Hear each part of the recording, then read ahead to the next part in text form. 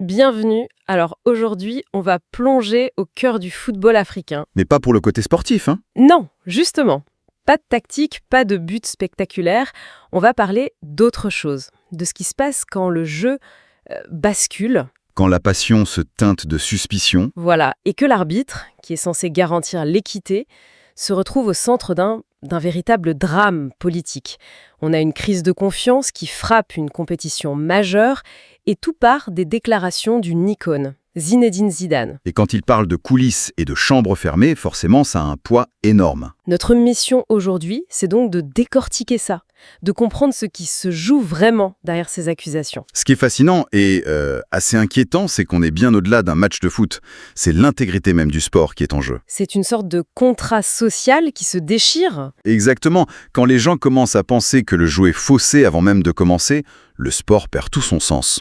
Et cette rupture de confiance, elle peut être dévastatrice. Pour toute une institution, oui. Alors justement, entrons dans cette rupture. Au cœur de tout ça, il y a la nomination d'un arbitre égyptien, Mohamed Marouf, pour un match décisif, Algérie contre la République démocratique du Congo. Et là, Zidane sort du silence.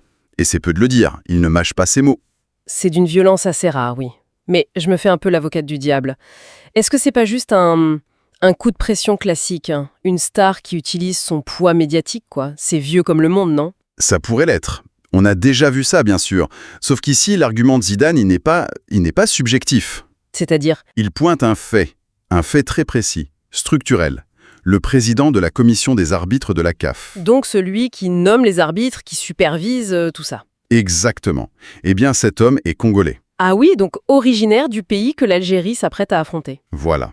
Et là, pour les détracteurs, on ne parle plus de pression psychologique, on parle de l'exposition d'un conflit d'intérêts, flagrant.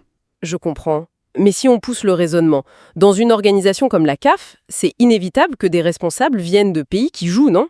Où est-ce qu'on trace la ligne? La ligne, elle se trace sur la nature du pouvoir. D'accord. Là, on ne parle pas d'un membre d'une commission parmi d'autres. On parle du chef des arbitres.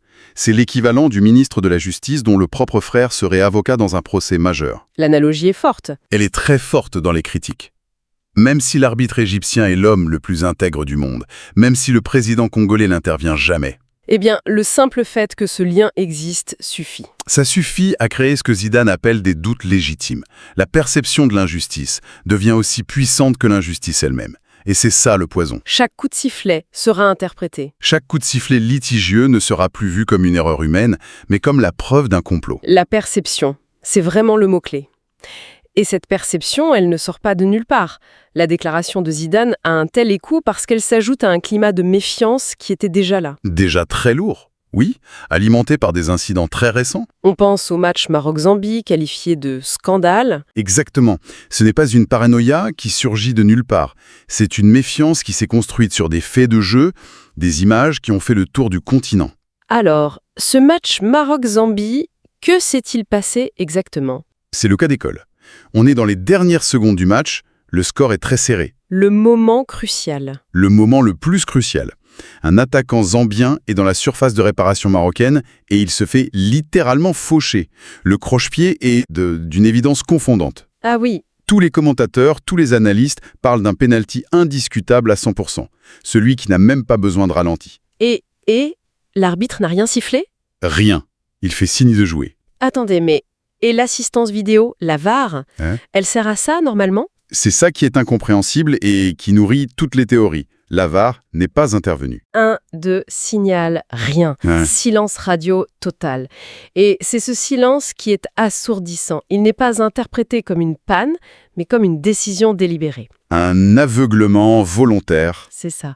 Cette décision, qualifiée de catastrophe, a offert la qualification au Maroc et est devenue en quelque sorte l'étendard de ceux qui crient au favoritisme. On comprend mieux la psychose ambiante. Ce n'est donc plus juste l'erreur d'un homme, mais la suspicion d'une complicité de tout le système arbitral, vidéo incluse. Et ce n'est pas un cas isolé. On parle aussi du match Maroc-Tanzanie. Oui, c'est vrai. Il est également cité. Moins spectaculaire peut-être, mais avec des décisions très contestables. Mais ce qui compte, c'est l'accumulation, c'est l'effet de série. Un incident, c'est une coïncidence. 2. Ça commence à faire beaucoup, et la thèse de la coïncidence devient difficile à défendre. Chaque incident renforce le précédent, et le cas Maroc-Zambie devient la pièce à conviction numéro 1 dans le procès en suspicion de Zidane. Ce qui lui permet de dire « Regardez ce qui s'est passé il y a quelques jours, je refuse que ça se reproduise pour mon équipe ». En substance, c'est exactement son message. Et c'est là qu'on quitte le terrain de jeu pour entrer dans une dimension bien plus vaste. Quand la confiance est rompue à ce point, est-ce que le jeu lui-même a encore un sens ? C'est toute la question. On assiste à une lente agonie de la crédibilité. Le tournoi est décrit comme étant hanté par le spectre d'un arbitrage médiocre. Mais c'est plus que de la médiocrité si on suit le raisonnement. Bah oui, la médiocrité, c'est l'erreur humaine. Là, on parle du soupçon, de la malhonnêteté, de la préméditation. Et quand ce soupçon s'installe, il tue le sport. Pourquoi s'entraîner si tout est joué d'avance ? Voilà.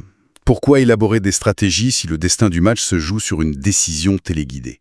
C'est le mérite sportif qui s'effondre. D'autant que Zidane ne se contente pas de parler sport. Il convoque l'histoire avec des mots très lourds. Très lourd de sens, oui. Quand il parle de défendre le mort du pays du 1,5 million de martyrs. Là, on n'est plus dans le jeu. On est dans le sacré. Dans l'affaire d'honneur national, une mauvaise décision arbitrale, ce n'est plus une erreur, c'est vécu comme un vol, une humiliation pour tout un peuple. L'effort des joueurs devient le symbole de la nation. Tout à fait. Et l'arbitre, dans ce cadre, n'est plus un simple juge. Il devient une figure politique malgré lui, avec un poids historique sur les épaules qui le dépasse. Et il se retrouve face à un dilemme impossible, j'imagine. Un dilemme cornélien. Soit il arbitre en son âme et conscience, en ignorant la pression, et il en sort la tête haute, soit il cède, même inconsciemment, et il rejoint la liste de ceux qui ont déformé le football africain. C'est un choix entre son intégrité Et tout le reste. Et Zidane, enfin stratège, ne lui laisse aucune issue. Non, c'est vrai, il termine son offensive par cette phrase qui est un avertissement. Le monde et toute l'Afrique regardent. C'est une manœuvre brillante. Il prend l'opinion publique internationale à témoin. C'est une façon de dire à l'arbitre, vous êtes sous les projecteurs, vous ne pouvez pas vous cacher. C'est une stratégie de dissuasion par la transparence forcée. Il utilise les médias comme un bouclier contre les tractations des chambres fermées. L'analogie avec la justice est encore pertinente. Complètement. Un procès à huis clos permet les arrangements. Un procès public oblige le juge à rendre une justice qui soit au minimum défendable. Zidane vient d'ouvrir les portes du tribunal en grand. Pour empêcher que le match ne devienne une parodie de justice sportive. C'est exactement le risque qu'il dénonce.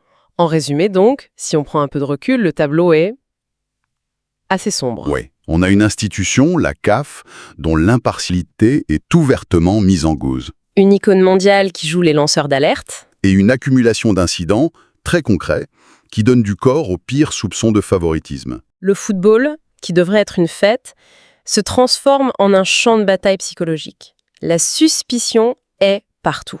La tension fondamentale est là. C'est l'affrontement entre le sport comme célébration du talent, de l'effort où le meilleur gagne. Et le sport comme un théâtre d'ombre. Un théâtre d'ombre, oui. Une extension des luttes d'influence, où les scénarios semblent parfois arrangés pour servir d'autres intérêts. Et beaucoup ont le sentiment que la deuxième vision est en train de dévorer la première. Ce qui nous laisse avec une dernière question. Une question qui dépasse ce match. Face à une institution où la confiance semble si profondément érodée, est-ce que cette intervention publique, quasi politique, d'une figure aussi puissante que Zidane, qui met un arbitre sous les projecteurs du monde entier, est-ce que ce n'est pas, au fond, un contre-pouvoir devenu nécessaire pour tenter de garantir un semblant d'équité? Ou est-ce qu'au contraire, en mettant une telle pression, on ne fait qu'ajouter une couche d'influence de plus à un jeu qui aurait désespérément besoin qu'on le laisse tranquille?